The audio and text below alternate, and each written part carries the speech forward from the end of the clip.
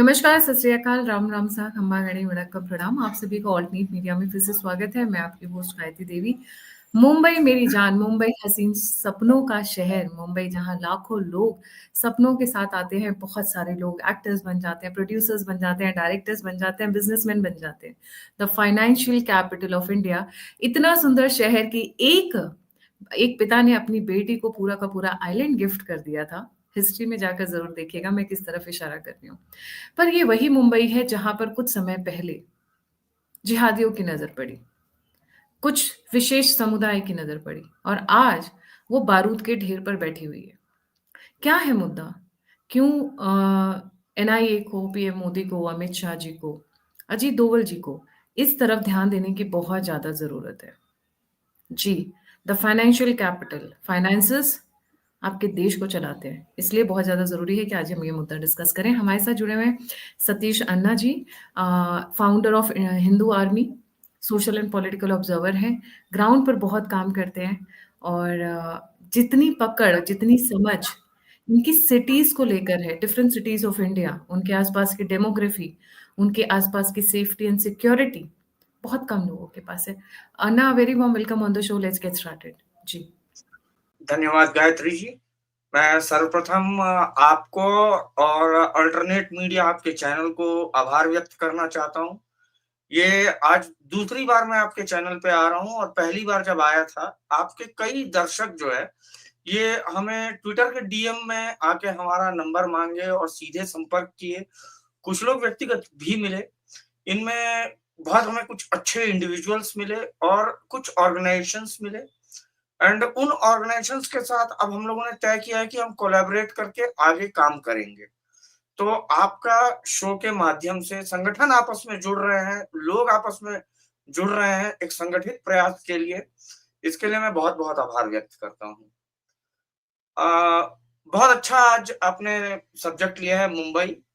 And जैसा आपने कहा है मुंबई मेरी जान, मुंबई वाक़ई जो है जान बसती है उसमें और सपनों की नगरी है।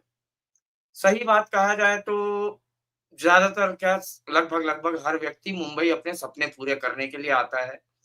किसी की मंशा नहीं रहती है कि वो दंगा करे, फसाद करे, झगड़े करे, समय भी नहीं है किसी के पास।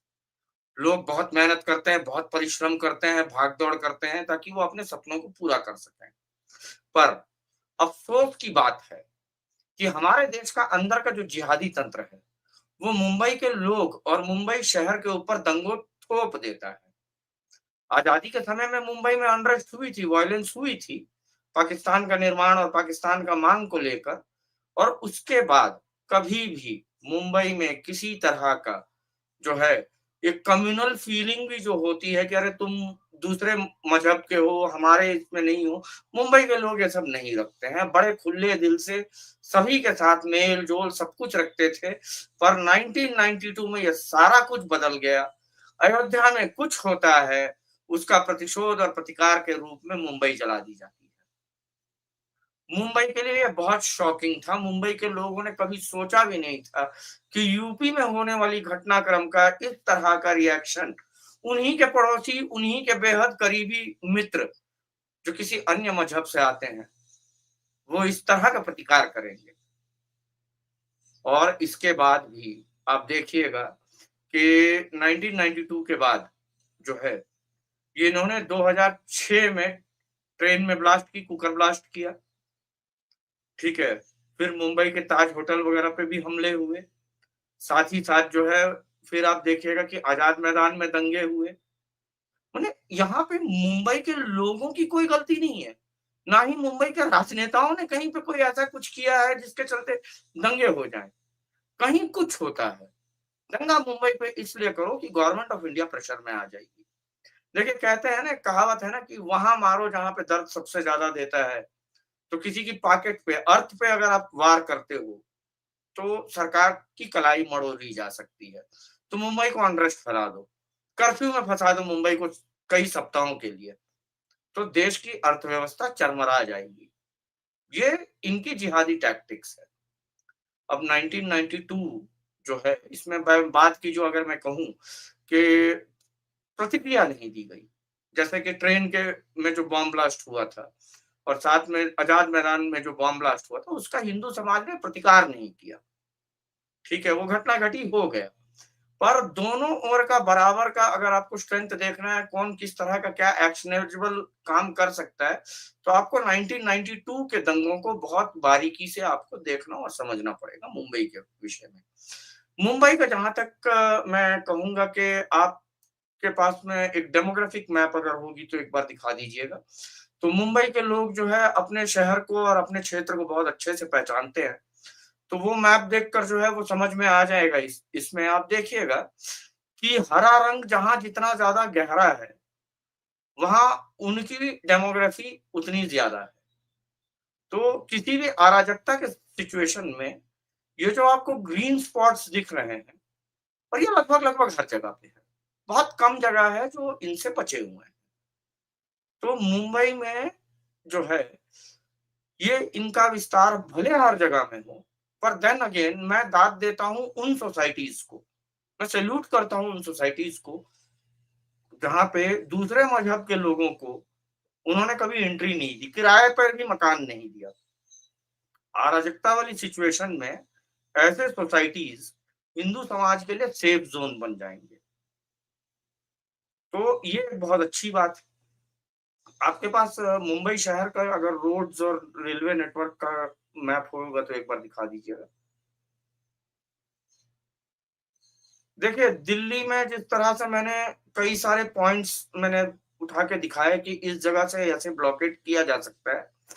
मुंबई के साथ में है कि 2 या 3 रेलवे लाइंस, आपका वेस्टर्न लाइन हो गया, हार्बर लाइन हो गया, एक्सप्रेसवे जो है, जो थाने की तरफ जाती है और जो आपका जोगेश्वरी से होके निकलती है। अगर ऐसे सड़कों को आप अगर रोकते हो, सारा मुंबई मिनटों में ठप हो जाएगा। जो लोग मुंबई में रोज लोकल में ट्रैवल करते हैं, सफर करते हैं, उनसे पूछिए कि लोकल ट्रेन को रोक देना कितना आसान हो सकता है। आप डोमेस्टिक एयरपोर्ट और इंटरनेशनल एयरपोर्ट 2 दिखा रहे हैं, भागने का मौका नहीं मिलेगा। माफ करिएगा कि places like Cuffe Parade, Nariman Point, they are माले गनीमत। आप एयरपोर्ट तक भी नहीं पहुंच पाओगे, ना लड़ पाओगे। जिनके छतों पे हेलीपैड बने हुए हैं, उनके अपने खुद के हेलीकॉप्टर हो, हायर पे या अपने खुद के, और जिनके अपने प्लेन्स है चार्टर्ड, वो शायद मुंबई से निकल के भाग पाए। अन्यथा आप मुंबई से भागने की मत सोचो, आपको लड़ना ही पड़ेगा, आपको जीतना ही पड़ेगा। तो एयरपोर्ट तक पहुंचने की कोई संभावना नहीं है, माफ करिएगा। आप उधर से आएंगे तो कुर्ला है, इस तरफ से जाइएगा तो बाइकला है। और कहाँ पहुंचेगा? सांता क्रूज में क्या वो कम है? सांता क्रूज में भी तो उनका दबदबा है। एयरपोर्ट के बगल में देखिए आप, वहीं पे झोपड़पट्टी है, और उस झोपड़पट्टी से आप अगर एयर राइफल भी चलाते हो, आप तीर धनुष भी चलाते हैं, तो वो प्लेन को लग सकती है। बीएमपी म्युनिसिपल कॉर्पोरेशन का दम नहीं है कि वहां से वो झोपड़पट्टी को हटा दे। तो मुंबई का साथ में एक बात है, एक डिफरेंस है, एक बहुत मेजर डिफरेंस है। तो आप मैप को जूम आउट कर लीजिए।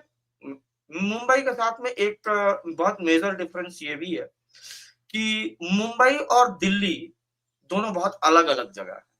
यहाँ के लोग भी बहुत अलग अलग हैं, और यहाँ पे जो है, जो मानसिकता है वो भी अलग है। मुंबई अपने आप में एक व्यक्ति को सर्वाइवल स्किल्स जो है वो सिखा देता है। उदाहरण के तौर पे अगर मैं दिल्ली के किसी लड़के को बोलूं, एक युवा को बोलूं, 20-22 साल के लड़के को, कि भाई जाफराबाद तरफ मत जाना, सिचुएशन ठीक नहीं है, तो हो सकता है कि वो मेरे मुंह पे मेरे को जवाब दे दे कि हमारे चचा विधायक है, देख लेंगे हम। मुंबई में ऐसा नहीं है। मुंबई में अगर आप बोल दो बाइकला में कोई ट्रबल चल रहा है, वहां के लड़के समझदार है, वो अपना कल्टी मार के निकल लेंगे। वो बहुत जो है वो बेवकूफी में नहीं पड़ते, और मुंबई किसी व्यक्ति को बेवकूफ होने का स्कोप भी नहीं छोड़ता है। एक दूसरी बात है, आप थाने ले लो, नवी मुंबई ले लो, विरार तक ले लीजिए, आप चाहे तो जो है पालघर तक ले लो, पूरा नरीमन पॉइंट से, उस जगह से लेके सारे जगह आप मुंबई को कवर कर लो। ऐसा कोई जगह नहीं है जहां जिहादी हिंदुओं के ऊपर हमला नहीं कर सकते हैं। उनके अपने खुद के स्ट्रांग होल्ड्स है, पर इसके बावजूद दिल्ली मेरे लिए चिंता की विषय है, मुंबई चिंता की विषय उतनी नहीं है, क्योंकि फाइट बैक करने की पूरी क्षमता हिंदुओं में है और पूरा नेटवर्क भी हिंदुओं के पास है।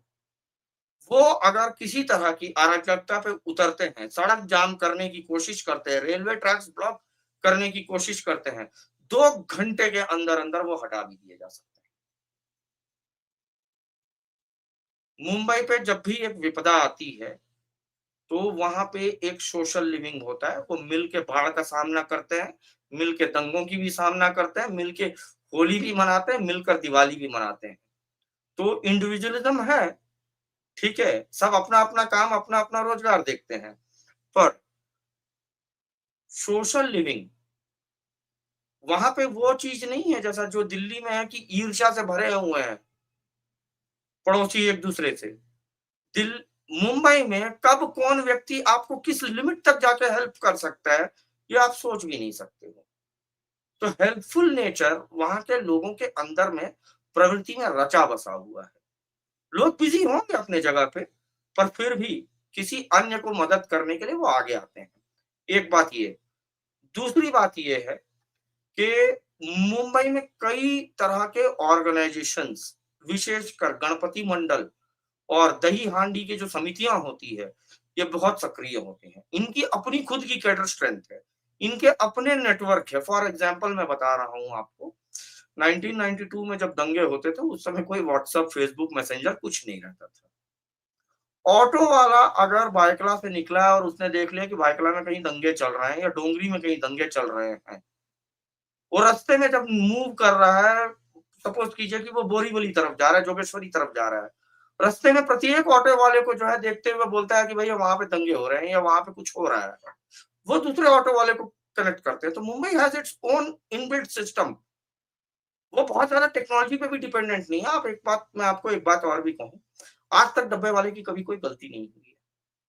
जिस घर का खाना जिस टेबल पे पहुँचना है, वो ना कोई क्यूआर कोड लगाते हैं, ना कोई कोडिंग होती है, कुछ नहीं होता है।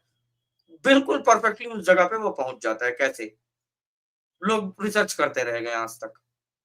तो मुंबई के अंदर एक इनबिल्ट सिस्टम है जो फाइट बैक कर सकते हैं और मैं तो ये कहूँगा कि विशेषकर मुंबई के अंदर में जो गंध मची हुई है, ये प्रमुखता से 3 जगह से मचता है। एक जामा मस्जिद है क्रॉफर्ड मार्केट का, एक जो है कुर्ला का मक्की मस्जिद और एक अल शम्स करके है आपका मीरा भाईंदर में। आपके पास अगर इनके फ़ोटोज़ हैं तो आप दर्शकों को दिखा सकते हैं, ठीक है? तो ये 3 मस्जिद बहुत प्रमुखता से आगे बढ़ के मुंबई के मुसलमानों के बिहाफ में डिसीजन लेते हैं। अगर मुंबई में कहीं कभी कोई अराजकता हुई, कोई दंगे हुए, तो सरकार को सबसे पहले चाहिए कि इन मस्जिद के जितने भी उलेमा हैं, वो इमाम हो, ये क्रॉफर्ड मार्केट का जामा मस्जिद है जो मुंबई का सबसे बड़ा मस्जिद है ये। ठीक है, तो इनके जितने भी उलेमा हैं, अब सरकार सैलरी देती है तो मालूम है ना कि कौन आदमी है इससे जुड़ा हुआ, सबको उठा लेना चाहिए। अगर मुंबई में होता है तो ये 3 के जो है, सबसे पहले तो धरपकड़ इनके इनके साथ शुरू होनी चाहिए। और दूसरी बात है, दिस इज़ मीरा भाईंदर में अल शम्स जो है, अभी आप देखिए इनमें कमरे कितने हैं। ये यहाँ नमाज़ पढ़ना चाहते हैं कि हॉस्टल बना के रखे हैं या क्या करना चाहते हैं भगवान ही जाने। आपको किसी तरह से ये प्रेयर रूम दिख रहा है। Now coming to Kurla. Kurla अपने आप में मुंबई के लिए एक नासूर बन चुका है। आजाद मैदान के दंगे जब हुए थे, ये दंगे इसलिए हुए थे कि ये मक्की मस्जिद, हाँ, कुर्ला का। तो ये दंगे इसलिए हुए थे आजाद मैदान के क्योंकि रज़ा एकेडमी ने प्रोटेस्ट के लिए कॉल की थी। उनको लग रहा था कि भारत सरकार रोहिंग्या जो परेशान है बर्मा में, उनके लिए पर्याप्त हेल्प नहीं कर रही है। इ इसके लिए मुंबई में मुंबई के जिहादियों ने मुंबई पुलिस की मॉब लिंचिंग कर दी थी। आप उस फ़ोटो को दिखा के रख सकते हैं। आप वापस उस फ़ोटो पे जा सकते हैं। आपको आपको जान के आश्चर्य होगा कि मुंबई पुलिस के 3 व्हीकल्स कैप्चर कर लिए गए, जला दिए गए। 50 के ऊपर पुलिसकर्मी गंभीर रूप से घायल हुए। 11 महिला पुलिसकर्मी 11 महिला पुलिसकर्मियों के साथ बलात्कार करने की कोशिश की गई, गैंगरेप करने की कोशिश की गई। पासेर-बाई जो औरतें हैं, जो ऑफिसेस में काम करती है या रास्ते से गुजर रही है, उनके साथ मोलेस्टेशन हुआ भारी संख्या में। वो संख्या कितनी है, आज तक कभी किसी ने आंकड़े नहीं इसके ये किए। उस समय पृथ्वीराज चौहान जो कांग्रेस के मुख्यमंत्री थे, कांग्रेस का शासन था। ये शासन आपको माने ऐसा शासन था, आपको सुन के अफसोस होगा कि अमर जवान स्मारक जो है वहां पे आजाद मैदान पे, उस पे लात मारी गई, उस पे हमला किया गया और अभियुक्तों को अरेस्ट नहीं कर सकते हैं आप, क्योंकि रमजान का महीना चल रहा है। जब रमजान का महीना खत्म होगा तब आप उनको अरेस्ट करिएगा। आज का जमाना नहीं है कि आपने कुछ किया और बुलडोजर जाके उसका घर गिरा दिए। उस समय में, कांग्रेस के गवर्नमेंट के समय में आप अरेस्ट नहीं कर सकते हैं, रमजान खत्म होगा तब अरेस्ट करिएगा, बाकी उनकी समुदाय बुरा मान जाएगा। इतना सर चढ़ा लिया था इनको। देखिए, एक बात मैं बता रहा हूँ, मुंबई में जो भी अराजकता होती है, जो भी प्रॉब्लम्स अराइज होते हैं, इसमें आपको एक बात ध्यान देना होगा। जो महाराष्ट्र के मुस्लिम्स हैं, वो बहुत ज्यादा इसमें आक्रामक होकर सामने नहीं आते। जिन जिहादियों का बैकग्राउंड उत्तर प्रदेश से है, वो आगे बढ़ते हैं। रजा एकेडमी जिसने कॉल की है इस प्रोटेस्ट की, उसका संस्थापक अहमद रजा उत्तर प्रदेश का था। आज मुंबई का जिहादी तंत्र को नवाब मलिक चलाते हैं, वो उत्तर प्रदेश से हैं। पूरी की पूरी गुंडा फौज सामने लाके मुहैया कराने वाला अबू आदमी है, वो उत्तर प्रदेश से हैं। तो उत्तर प्रदेश के लोग जो मुंबई में जाके सेटल हुए, उत्तर प्रदेश के जिहादी जो मुंबई में जाके सेटल हुए, उन्होंने गंद मचा दी। ये आप देखिए 2006 का, मुंबई इज हैविंग देश का सबसे मजबूत दंगा तंत्र अगर कहीं पे है तो वो मुंबई के पास है। ये आप देखिएगा, ये जो ब्लास्ट हुई थी, ये 2006 में हुआ था, बारिश के समय, बरसात के मौसम में हुआ था ये ब्लास्ट, जुलाई या जून में, आई थिंक जुलाई में था। इस ब्लास्ट का फोटो आप एक बार फिर दिखाइएगा, मैं इसके बारे में कुछ कहना चाहूंगा। प्लीज कंटिन्यू सर, मैं दिखाती हूँ। 7 ब्लास्ट हुए थे 15 मिनट 11 मिनट के अंदर। आप कोऑर्डिनेशन समझिए। कुकर बम्स यूज किए गए थे, कुकर के अंदर बम बना के उस कुकर को बैग्स में रख के उस बैग्स को ट्रेन में छोड़ दिए गए थे और फर्स्ट क्लास कंपार्टमेंट को टारगेट किया गया था। मानसिकता जानते हैं, फर्स्ट क्लास कंपार्टमेंट को टारगेट करने की, देख लीजिए वहां पे लिखा हुआ है प्रथम दर्जा first class. First class compartment को टारगेट करने की मानसिकता ये थी कि जिहादी लोग ये समझते हैं कि मुंबई के लोकल ट्रेन में फर्स्ट क्लास में ट्रैवल करने वाले ज्यादातर गुजराती समुदाय के लोग होते हैं और गुजराती समुदाय उनके टारगेट में है, क्योंकि वो ये समझते हैं, ये उनका मानना है कि 2002 में जो गुजरात में दंगे हुए थे, उसकी फंडिंग, उसकी स्ट्रेंथ मुंबई के गुजरातियों ने दिया है। तो वो मुंबई के गुजरातियों को टारगेट पे रखे हुए हैं। और मेरी बातों पे एक बात ध्यान से सुनिएगा आप लोग, कि उन्होंने अभी भी गुजरातियों से बदला लेने का मंशा को त्यागा नहीं है। इसलिए उन्होंने पूरी तरह से तैयारी करके डेटा लेके बैठे हुए हैं कि कौन कौन से ऐसे अपार्टमेंट सोसाइटीज है जो गुजरात के लोग बहुत डोमिनेंस में वहां पे रहते हैं, सेक्रेटरी भी गुजराती हो सकता है, और वो रेंट तक में किसी जो है मजहबी व्यक्ति को रेंट तक में घर नहीं देते हैं। आप लोग बहुत सारे कार्यक्रम करवाते हैं, अपने पूरे सदस्यों का लिस्ट निकाल के प्रचार, अपना फोटो उल्टा 25,000 50,000 दे के फोटो और नाम छपवा लेते हैं। वो डेटा कलेक्ट कर रहे हैं, वो पूरी तरह से डेटा कलेक्ट कर रहे हैं कि कौन कौन प्रमुख व्यक्ति धर्म की लड़ाई के लिए जो है चंदा देता है, आगे बढ़ता है। They will pinpoint send the mobs to those places. आने वाले समय में जब भी भारत में गजवा होगा या अराजकता फैलेगी, ये दंगों के बल पे राजनीति साधना चाहेंगे, हिंसा के बल पर भारत के टुकड़े करवाना चाहेंगे, तो समझ लीजिए कि मुंबई के लोग निर्दोष होते हुए उनकी कोई गलती नहीं है, उन्होंने कभी किसी को नहीं छेड़ा, फिर भी उनके ऊपर दंगे थोप दिए जाएंगे। पर मुंबई के लोगों में ये बल है, मैं बहुत अच्छे से स्टडी करके देखा हुआ हूँ, उनमें पूरी तरह से बल है कि वो इस्लामी जिहाद को कुचल देंगे और बुरी तरह कुचलेंगे।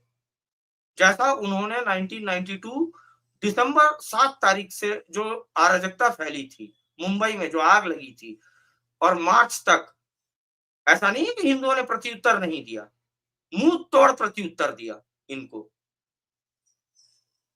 तो इनकी गर्मी शांत कैसे की जाती है, कम से कम वहां के मराठी लोगों को बिल्कुल आती है। यहाँ पे एक बात और मैं ऐड करूंगा, दिल्ली सबकी है, मुंबई का साथ ऐसा नहीं है। मुंबई मराठियों का गढ़ है, वर्तमान में उनका गौरव का प्रतीक है। मराठे इस्लामी जिहाद के हाथ में मुंबई को कभी जाने नहीं देंगे। वो लिमिटलेस होते हैं, वो सरफिरे होते हैं, वो किसी भी हद तक जा सकते हैं, कुछ भी कर सकते हैं। वो ऐसे लोग हैं जो रात के वक्त औरंगजेब के खेमे पे आक्रमण कर दें। आपको एक बात और याद दिलाना चाहूंगा, इतना बड़ा मुगल बादशाह औरंगजेब, उसकी कब्र महाराष्ट्र में है, वो वापस दिल्ली नहीं जा पाया। ये याद रखिएगा कि औरंगजेब वापस दिल्ली नहीं जा पाया, उसकी कब्र महाराष्ट्र में ही है। तो अगर आप मुंबई के साथ छेड़छाड़ करोगे तो हो सकता है कि कुछ जगहों पे कंट्रोल करने में जो है, माने 1 दिन लगे, कुछ जगह पे कंट्रोल करने में 1 सप्ताह लगे, पर पूरी तरह से कंट्रोल में आ जाएगा। और मैं यहाँ पे एक बात और कहना चाहता हूँ कि मुंबई को जिस तरह से हम लोग देख रहे हैं, मुंबई में इंडिविजुअल घर जो है ये कम होते हैं, जो ज़मीन पे आप बंगलो बनाते हैं या जो भी बनाते हैं, ये कम होते हैं। ज़्यादातर लोग अपार्टमेंट सोसाइटीज़ में रहते हैं और भले ये अपार्टमेंट सोसाइटीज़ में रहते हैं, इनकी जो है शॉप्स मेन रोड में रहती है, इनके फैक्ट्रीज़ इंडस्ट्रियल लेआउट में रहते हैं। तो फैक्ट्री एरियाज़ के लिए, शॉप्स के लिए, अपार्टमेंट के लिए क्या सिक्योरिटी प्रोसेस होनी चाहिए, ये हम लोग वर्क कर रहे हैं। अपनी फाइनेंशियल ऑडिट ज़रूर कराते हैं, सिक्योरिटी ऑडिट नहीं कराते हैं। आपने अपने शॉप्स, आपकी फैक्ट्री, आपके अपार्टमेंट्स, आपके घर मॉब वायलेंस से कितनी सिक्योर है? मैं ये नहीं कह रहा हूँ कि 2-3 चोर आके आपके घर पे हमला कर दिए। मैं ये कह रहा हूँ कि 10,000 20,000 की भीड़, उन्मादी भीड़ ने अगर आपके अपार्टमेंट सोसाइटीज़ के ऊपर में हमला कर दिया, आपने कभी इस चीज़ की सिक्योरिटी ऑडिट करवाई है? आप अपने आप सिक्योरिटी स्टेटस को चेक करिए। और अगर आपको लगता है कि इस तरह की अराजकता से निपटने के लिए, राष्ट्र रक्षा के लिए और समाज में शांति बनाए रखने के लिए हम लोगों को साथ मिल के चलना है, तो मुंबई में हम लोगों के कार्यालय भी हैं और सहयोगी भी हैं। हमारे संपर्क में आइए, हम लोग उनसे आपको परिचित करवा देंगे। We have solutions for apartment complexes, commercial buildings, industrial layouts, factories, हर चीज के लिए अलग-अलग तरह के हमारे पास सॉल्यूशंस है। व्यक्तिगत मिलिए, कार्यालय में आकर हम लोग आपको वो सॉल्यूशंस प्रोवाइड कर सकते हैं। तो ऐसा है जब कि मुकेश खन्ना जी ये बातें कह रहे हैं, इसका मतलब ये नहीं है कि कहीं बहुत सारे लोग अलग-अलग तरीके से सोच लें। स्ट्रैटेजिक प्लानिंग, कैसे अपने आप को सिक्योर करना है, किसी की तरफ हम तलवार लेकर नहीं जा रहे हैं, just just to be very नहीं, नहीं, केयरफुल ऑन नहीं, द वर्ड्स। देखिए हम देखिए अपने आप आई को एम कैसे सेफ रखें, हम बस देखिए इसके एक बारे चीज़ है में बात कर रहे हैं। जी, देखिए सर। एक चीज़ है, मैं लोगों को यही मना कर रहा हूँ कि प्यास लगने से कुआँ मत खोदिए। अगर आप कहीं कोई प्रॉब्लम में फँस गए और उस प्रॉब्लम से बचाने के लिए आपको कुछ चाहिए रहेगा, तो वो आपको 10 मिनट का डिलीवरी ऐप नहीं भेजेगा, ठीक है? आपको पहले से कुछ तैयार रहना होगा, ठीक है? कि अगर आपके ऊपर आपके परिवार की सुरक्षा आपकी अपनी ज़िम्मेदारी है। मैं पिछले प्रोग्राम में भी एक कन्फ्यूज़न हुई थी कुछ लोगों को, मैं यहाँ पे क्लियर करना चाहता हूँ। पिछले प्रोग्राम में कई लोगों ने कहा है कि हमारे पास फोर्सेज़ है, पुलिस है, आर्मी है। I agree with them. State government हो, सेंट्रल गवर्नमेंट है, उनकी दायित्व है हमारी सुरक्षा करना और हमारी सुरक्षा के लिए उन्होंने अनेक तरह के फोर्सेस, पुलिस फोर्स, ठीक है, CRPF, Indian army, quick rapid action force, QRT सब कुछ है। पर प्रैक्टिकली सोचिए, ये सारे लोग आपसे 45 मिनट, कम से कम में 45 मिनट दूर है। वो फर्स्ट 45 मिनट्स की आप क्या क्या तैयारी है? पुलिस आएगी, आर्मी आएगी, सुरक्षा कर लेगी। पर जब तक वो नहीं आते हैं वो आपकी ज़िम्मेदारी है कि आप अपने परिवार को कैसे सुरक्षित रखते हैं। उस विषय में आपने क्या किया? इस पर ज़रा ध्यान दीजिए, एक। दूसरी बात है, कुछ व्यूअर्स ने ये कमेंट किया था, मैं उनको वेरी क्लैरिटी के साथ में एक बात कहना चाहता हूँ। कुछ व्यूअर्स ने ये कमेंट किया था दिल्ली के बारे में, जब मैं कह रहा था कि वोट ही लेना है ना, इतना डरा क्यों रहे हो? माफ़ करिए, ये कोई वोट और कोई राजनीति की यहाँ पे बातें नहीं हो रही है।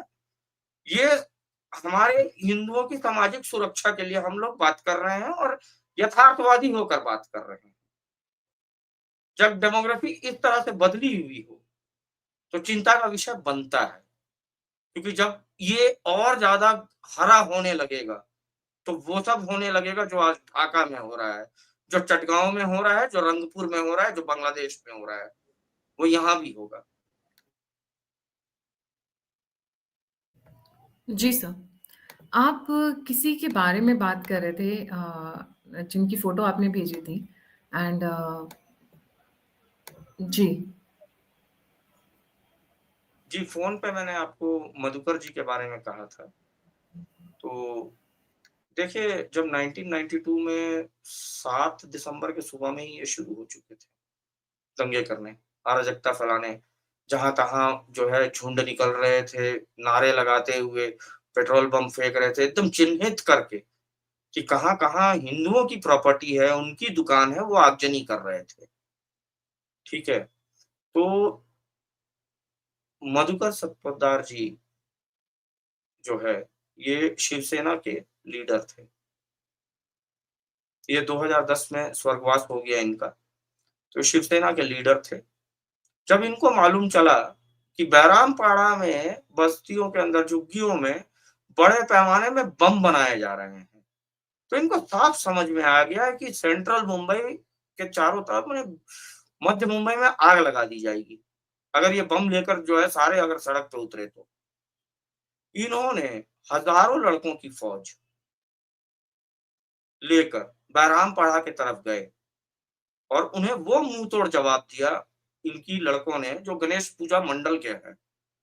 मैं मुंबई के यहाँ पे लोगों को एक बात और ऐड करना चाहता हूँ कि अगर आप अपना तंत्र मजबूत करना चाहते हैं, हिंदू विशेषकर, तो गणेश पूजा मंडल, दही-हांडी के जो समितियाँ हैं, ये सारे लोगों को आप जितना मजबूत कर सकते हो, मजबूत करिए। विपरीत परिस्थितियों में ये लोग बिल्कुल से आगे आते हैं। तो ये लेके गए और उस भीड़ में सिर्फ शिवसेना के लोग नहीं थे, जिनको पॉलिटिक्स से कोई मतलब नहीं है, वो भी लड़के थे। जो कांग्रेस के थे, वो कांग्रेसी भी लड़के लोग भी थे, हर तरह के लड़के थे, बस हिंदू थे। राजनीति से कोई लेना-देना नहीं था। मैं इनके बारे में एक बात ये कहना चाहूँगा यहाँ पे, मधुकर जी ने मातोश्री जाकर बाला साहब ठाकरे से परमिशन नहीं माँगी कि ठाकरे जी मुझे करना क्या चाहिए? क्योंकि वो जानते थे कि मेरा नेतृत्व ब्लाइंडली मेरा साथ देगा। जो करना है कर जाओ। बाला साहब हमारा पीठ ही थपथपाएँगे। हमको पार्टी से निष्कासित नहीं कर देंगे। आज पूरे मुंबई में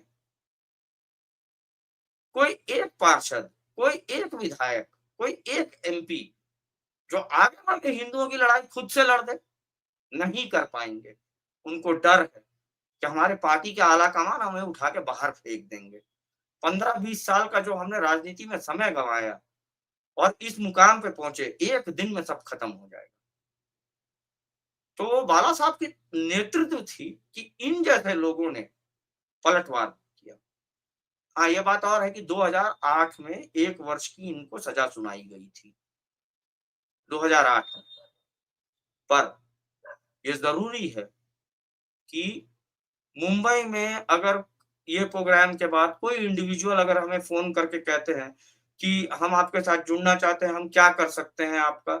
तो यकीन मानिए आप एक फैमिली मैन हैं, आप अपने फैमिली की सुरक्षा पे दे ध्यान दीजिए, अपने घर पे रहिए, ठीक है? अगर कोई कुछ कर सकता है, हम लोगों के साथ मिलके, तो वहाँ के पार्षद कर सकते हैं। आप अपने पार्षद को जाके पूछिए कि पार्षद साहब, अगर हम आपके वार्ड में बाहर से कोई 50,000 40,000 की भीड़ आ गई, आगजनी करने के लिए, हिंसा करने के लिए, आप हमें सुरक्षा कैसे मुहैया कर रहे हो? अगर पार्षद के पास में कोई जवाब नहीं है, तो हम लोगों का अता-पता दे के कहिए अपने पार्षद को कि वो हमारे संपर्क में आएँ। पार्षद महोदय को क्या तैयारियां करनी है और किस तरह से रहना है, वो हम बता देंगे। तैयारियों का मतलब ये है कि देखिए, आप तैयार रहिए, मजबूत रहिए, इसका मतलब ये नहीं कि आप जाके किसी पे हमला कर दीजिए। हम कभी किसी को ये नहीं कहेंगे कि आप जाकर किसी पे हमला कर दो, पर आपके घर पे कोई अगर हमला करने आया है, तो वो वापस भी नहीं जाना चाहिए। ये ज़रूर रखिए। ये 1992 में इन लोगों का तमाशा चल रहा था, बड़ा नमाज़। जगह-जगह ये मास में नमाज़ ऑर्गेनाइज़ करते थे और रोड ब्लॉक कर देते थे, कंप्लीटली। तो ये इनकी पावर स्ट्रेंथ शो थी। मैं यहाँ पे एक बात और ऐड करना चाहूँगा। उस ज़माने में यहाँ पर 1992 में मैं एक चीज़ ज़रूर कहना चाहूँगी जी। सर आप अपना पॉइंट कंप्लीट करें, मैं फ्लो नहीं तोड़ूँगी। मैं जस्ट ये कह रहा था कि 1992 में जब ये लोग ये हरकतें कर रहे थे रोड पे माने सैकड़ों के इसमें आके नमाज़ पढ़ने के, तो लड़कों ने इनके ऊपर पेट्रोल बम भी फेंके और डिस्पर्स कर दिया सारा नमाज़ को। ये भी होते थे। तो तुम ये करोगे तो फिर उसका रिएक्शन देखना। नमाज़ मैं अपनी अब अगर कोई मुस्लिम भाईजान देख रहे हों, उनके लिए भी और जो हिंदू देख रहे हों, उनके लिए भी। क्या आपके जो मस्जिद हैं, वो छोटी पड़ गई हैं? It is a show off strength, as simple as that. दोबारा कह रही हूँ, ये यस, अपनी पॉपुलेशन दिखाने के लिए, अपनी स्ट्रेंथ दिखाने के लिए, अपने आप को एग्रेसिव दिखाने के लिए, अपने आप को एक्सर्ट करने के लिए रोड ब्लॉक करके करते हैं और उसी के बहाने पॉलिटिशियंस को डराते हैं, आम जनता को गुमराह करते हैं कि देखो हमारा इतना नंबर है और हम तो चाकू 4 साल की उम्र से चला रहे हैं। हलाल करते हैं जब हम बकरी को घर में, ईद पे। Correct, so this correct. Is a show off strength. The issue is कि हिंदूज़ ने कभी अपना शो ऑफ स्ट्रेंथ किया ही नहीं है। हमारा शो ऑफ स्ट्रेंथ बहुत सॉफ्ट तरीके से रहा है। हमारा शो ऑफ स्ट्रेंथ पढ़ाई में, एजुकेशन में, टेक्नोलॉजी में, आगे बढ़ जाने में रहा है, माफ़ कर देने में रहा है। पर प्रॉब्लम क्या है ना आज की डेट में, जब आप किसी को बार-बार माफ़ करते हो, वो आपको कमज़ोर समझ लेता है। कमज़ोरी की निशानी हो जाती है माफ़ी करना, तो कई बार आपको उठकर थप्पड़ भी मारना पड़ता है। Power respects power. व्यूअर्स से एक बात कहूँगी, अपने दिमाग में बिठा लीजिएगा, पावर रिस्पेक्ट्स पावर। जब तक अपने आप एक्सर्ट करके आप सामने वाले को अपनी पावर का एक बार मज़ा ना चखा दो, तब तक समझ नहीं आता है। भय भिन्न होए न प्रीत। रिस्पेक्ट नहीं होती है और आपकी, और ये पावर बहुत तरीकों से आती है। फाइनेंशियल पावर भी होती है, मसल पावर भी होती है, वेपन्स की भी पावर होती है और डेमोग्राफी की भी पावर होती है। ये डेमोग्राफी की अपनी पावर बढ़ा रहे हैं, ये जो बच्चे पैदा किए जा रहे हैं, उसको आप काउंटर कैसे करेंगे? या तो शेर पैदा करिए, या तो शेर देखिए पैदा करिए और नहीं तो डेमोग्राफी बढ़ाइए, क्योंकि बीच का रास्ता तो कोई नहीं है। देखिए, जी। Their demography has seen a spike. Mumbai में जो इन लोग हैं, वो 4 बच्चे पैदा करें या 8 बच्चे पैदा करें, वो तो कर ही रहे हैं। प्लस इन्होंने दुनिया भर के बांग्लादेशियों को, रोहिंग्याओं को अपने शहर में बसने दिया। आज आपको बड़ा ये लगे कि पहले हम लोग कभी निकलते तो चर्च गेट के पास कहीं फैशन स्ट्रीट, लिंकिंग रोड, कहीं हॉकर-वॉकर ऐसे थे। अभी मुंबई में हॉकर्स का नेटवर्क, जिस एरिया में जाइए वहाँ पे हॉकर्स। सर आप बात करें, मैं अभी 90-95% वर्ल्ड हॉकर हिंदू जो है। इकोनॉमिक फोरम आप बात करें, मैं अभी वर्ल्ड हिंदू इकोनॉमिक फोरम गई थी। जी, मैं खुद जी। गई थी और जी, जी। मुझे पता नहीं था बिकॉज़ मैं पहली बार मुंबई गई थी। मैं आज से पहले मुंबई रहने के लिए नहीं गई थी। इंटरनेशनल ट्रांसपोर्ट से मेरी 1-2 बार कनेक्टिंग फ्लाइट्स, तो इसलिए मैंने ज़रूर ली थी। वहाँ पर सारा ऑटो का बिज़नेस इनके हाथ में है आज की डेट में। कुर्ला यस, वेस्ट गई थी और उसको मिनी पाकिस्तान कहा जाता है मुंबई का। I was not yes. Even aware. So जब बाद में मैंने कहा ये हो क्या रहा है? तो मैंने 1-2 लोगों से बात की जो मेरे जान-पहचान के थे। They said you are staying in a wrong place. आपको किसी ने गाइड नहीं किया। मैंने कहा क्यों? You were not supposed to stay there. आपको बांद्रा में रहना चाहिए था। मैंने कहा भाई मैं बाहर से थी, मुझे आइडिया नहीं था और मुझे एयरपोर्ट के थोड़ा पास में लगा वो एरिया। तो मैंने उधर ही ले लिया होटल के भाई मुझे अच्छा फिर जियो सेंटर पास में ही था। जियो मुंबई सेंटर पास में था तो वहाँ से मुश्किल से 5 मिनट मुझे ऑटो से या कैब से लगते थे जाने के लिए। आप अगर माहौल ठीक है तो आप वॉक करके भी जा सकते हो। उस तरीके का है। तो तब आपको समझ में आता है कि पूरा का पूरा ऑटोज़ तो इन्होंने कब्ज़े कर लिए हैं। आप जो ऑटो बुक करिए वो इनके पास है। कैब्स में भी 50% से ज़्यादा इन्होंने कैप्चर कर लिया है मार्केट।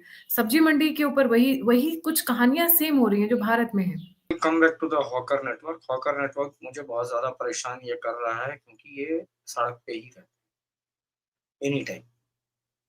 मुंबई पुलिस या म्युनिसिपल डिपार्टमेंट कभी हिम्मत भी नहीं कर पाती है कि इनका जो बैग्स हैं, उन बैग्स को चेक करें, कहीं उस बैग में कोई असला तो नहीं है, ठीक है? क्योंकि पहले अगर क्या है कि मुंबई के जो वहाँ पे जो थे लोग, उन लोग जो है इस बार Bangladeshi are front runners in Mumbai also.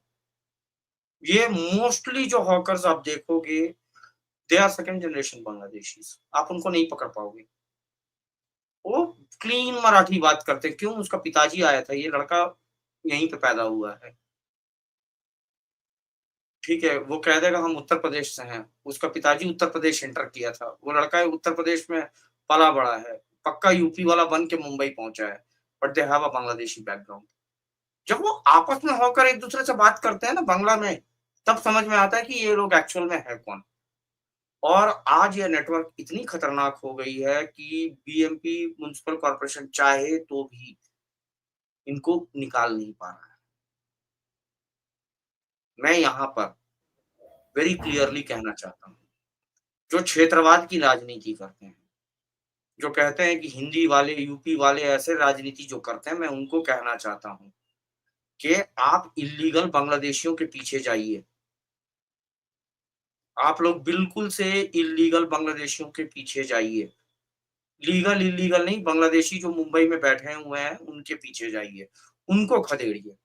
अगर आपको यूपी से प्रॉब्लम है, नवाब मलिक और अबू आजमी जैसे खतरनाक लोग जो पूरे दंगा तंत्र को अपने पॉकेट में लेके बैठे हुए हैं, आप उनको भगाइए। एक रिक्शे वाला, सब्जी बेचने वाले के साथ में हाथापाई करके कुछ नहीं मिलेगा, ठीक है? आपको करना है, तो अबू आदमी जैसे लोगों के साथ करिए। सर मैं थोड़ा-सा वापस आना चाहूँगी। आपने एक बहुत जी, इम्पोर्टेंट पॉइंट रेज़ किया था कि जो महाराष्ट्र में जो ये नेटवर्क चल रहा है, जिनकी हम बात कर रहे हैं, बारूदी नेटवर्क जो चल रहा है, ये कहीं न कहीं उत्तर प्रदेश से कंट्रोल होता है। देवबंदी और yes, Barelvis. Yes, Deoband. No, so no, उस पे एक आप बात थोड़ा और समझिए, इलैबोरेट करना एक चाहेंगे? बात समझिए, प्लीज़। जी। तालिबान को देवबंद ने पैदा किया है और तालिबान आज सरकार चला रहा है अफ़गानिस्तान में। उसकी nerve centre, power control Saharanpur, Uttar Pradesh Deoband में बैठा हुआ है। आपको एक बात और भी याद करना होगा कि ईरान एक समय में बहुत मॉडर्न माने पाश्चात्य सब वेस्टर्नाइज्ड कंट्री था। फिर वहाँ इस्लामिक रेवोल्यूशन हुई, आयतुल्लाह khomeini आए। आयतुल्लाह khomeini की जड़ें खोद के देखिए उत्तर प्रदेश का है। वो कोई पर्शियन नहीं है, वो ईरान क्या? का था। 1 minute please, please stop. Ayatollah Khamenei Uttar Pradesh से कैसे कनेक्टेड है? अरे उसकी फैमिली वहीं पे की थी। आप उसके उसके रूट्स निकाल के देखिए। This is shocking. भाई उत्तर प्रदेश के अंदर जो मदरसों में जहर फैलाया जा रहा है ना, सबसे पहले उसको बंद करो। बहुत सारे देशों में शांति आ जाएगी।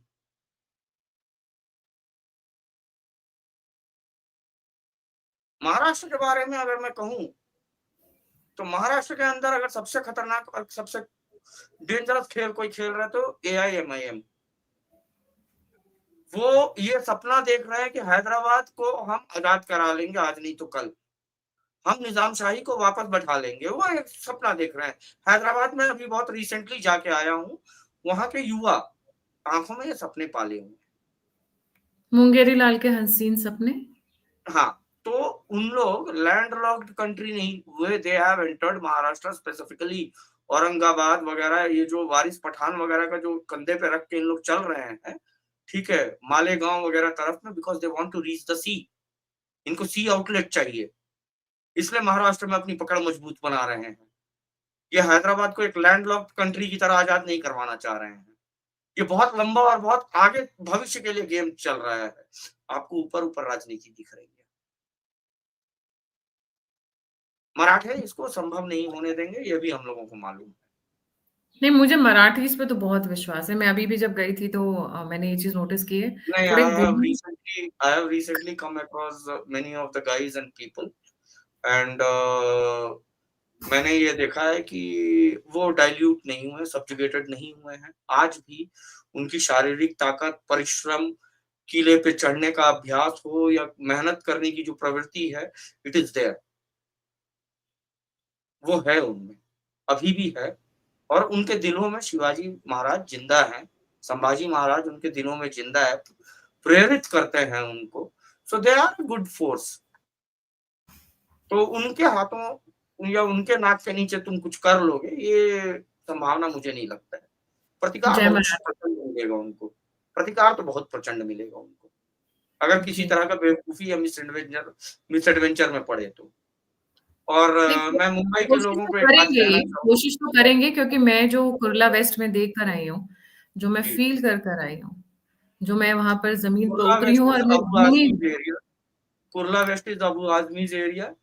और मैं यहाँ पे आपके दर्शकों को एक बात और कहना चाहूंगा कि मेरे ट्विटर के टाइमलाइन पे मैं आजाद मैदान के दंगे का वीडियो अपलोड जो है कर रहा हूँ, और आप लोग इसको देखिए तो आपको समझ में आएगा कि आजाद मैदान चर्च गेट के पास है। भीड़, कफ परेड, नरीमन पॉइंट, चर्च गेट, यहाँ की बाइकला की भीड़ नहीं थी। ये कोई मोहम्मद अली रोड से निकल के नहीं आई थी, कुर्ला से भीड़ आई थी। भाषण चल रहा, 1,000 लोग जमा हुए, पथराव स्टार्ट हुआ, चर्चगेट स्टेशन से और 1,000 1,500 लोग बाहर निकल के आ रहे, आगजनी शुरू हुई, और 1,000 1,500, माने इनकी इतनी वेल कोऑर्डिनेशन थी। और ये कुर्ला से आए और इतना लंबा रास्ता पार करके कुर्ला से चर्चगेट तक आए, किसी को पता नहीं चला कितनी भारी भरकम भीड़ मूव हो रही है। और इनको वहां पर बाइकला में इनको जो है मारपीट करने के जो रॉड, आगजनी करने का जो सामान है, ये सब बाइकला से उठाए। ठीक है।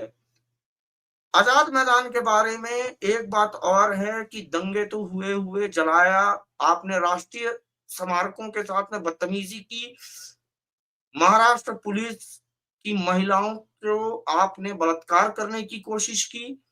और रिस्पॉन्स सुनिए, रजा एकेडमी को बताया गया कि 2.8 करोड़ का सार्वजनिक संपत्ति का लॉस हुआ है, हमें रिकवर करना है। रजा एकेडमी कहता है कि भाई हमने इवेंट ही ऑर्गेनाइज नहीं किया। रजा एकेडमी के संस्थापक भी जो है ना यूपी के ही हैं। तो इसलिए मैं कह रहा हूं कि उत्तर प्रदेश के हिंदू, सेकेंड जनरेशन हिंदू जो मुंबई में रहते हैं, वो बहुत बढ़कर किसी भी अराजकता में जो है साथ दे सकते हैं। देखिए, फॉर्मूला वेरी क्लियर है, फ्रंट पे सेकेंड जनरेशन यूपी के लोग एंड मराठे, इनको फ्रंट पे आना होगा। और इस युद्ध को मुंबई के अंदर रह रही गुजराती कम्युनिटी फंड कर सकता है। बिना एक है अर्थ तो का ये लड़ाई भी नहीं सेफ, हो पाई, अब जीत नहीं पाओगे। एक है तो सेफ है, तो सबको एक दूसरे की मदद करनी यस। पड़ेगी। सो आपको मैं एक, मैंने बिल्कुल सा सेशन एंड होने के पहले एक बहुत इंपॉर्टेंट बात कह रहा हूं, मुंबई नहीं पूरे महाराष्ट्र को लेकर। देखिए, राजनीति अपने जगह में है, 5 साल में एक बार इलेक्शन आता है, बूथ पे लड़ लीजिए, कोई प्रॉब्लम नहीं है। मैं कभी किसी को नहीं बोलूंगा कि इसको वोट दो, उसको वोट मत दो, वोट देना आपकी मर्जी है, आपका संवैधानिक अधिकार है, आप किसी को चाहे आप उसको वोट दीजिए। पर नॉर्मल टाइम में वो कांग्रेस का है, वो बीजेपी का है, वो एनसीपी का है, आपस में बात करना मत छोड़ो। मैंने प्रबल लोगों को देखा जिनके पास में एक बुलावे पे 50 से 80 लड़के आ जाएंगे, एनसीपी का है। एक दूसरा बंदा है जिसके एक बुलावे पे 100 लड़के खड़े हो जाएंगे, वो बीजेपी का है। आपस में लोग बात नहीं करते हैं, पॉलिटिकल डिफरेंसेस है। आप अपनी राजनीति को साइड रखो भाई साहब, चुनाव जब आएंगे तब कर लेना। नॉर्मल समय में आप सिर्फ और सिर्फ हिंदू हो, मुसीबत आती है तो चाहे वो एनसीपी का हो, कांग्रेस का हो, बीजेपी का हो, आप लोग उसी गणपति के चरणों में जाके बैठ जाते हो। आप हिंदू हो बस। एग्री। पार्टी का भक्ति में आप अपने आप को मत बांटो, अपना स्ट्रेंथ कमजोर मत करिए। मैं निवेदन कर रहा हूं कि आप बटो मत, आप एक रहोगे तभी स्ट्रेंथ है आपकी। क्योंकि लड़के, एक से एक लड़के उद्धव शिवसेना में भी है, एक से एक लड़के शरद पवार जी के पास है, एक से एक लड़के बीजेपी के पास है, देवेंद्र फडणवीस के पास है, और तो और एक से एक लड़के वामसेफ के पास भी है, और ये सभी हिंदू है। आपको सिर्फ हिंदू बन के ही रहना है। राजनीति 5 साल में एक बार जब चुनाव आएगा तब कर लेना भाई, कोई दिक्कत नहीं है। बिल्कुल सही। Thank you so much sir for joining. जाने से पहले सभी व्यूअर्स से रिक्वेस्ट है, प्लीज़ लाइक, सब्सक्राइब और शेयर करना ना भूलें। अगर आप कंट्रीब्यूट करना चाहते हैं तो नंबर स्क्रीन के ऊपर है। आप फीडबैक देना चाहते हैं, मुझसे जुड़ना चाहते हैं, इन्फॉर्मेशन शेयर करना चाहते हैं, गेस्ट बनना चाहते हैं, तो सभी के सभी लिंक्स डिस्क्रिप्शन बॉक्स में। इसी के साथ जय हिंद, जय श्री राम, हर हर महादेव। हर हर महादेव, जय श्री राम।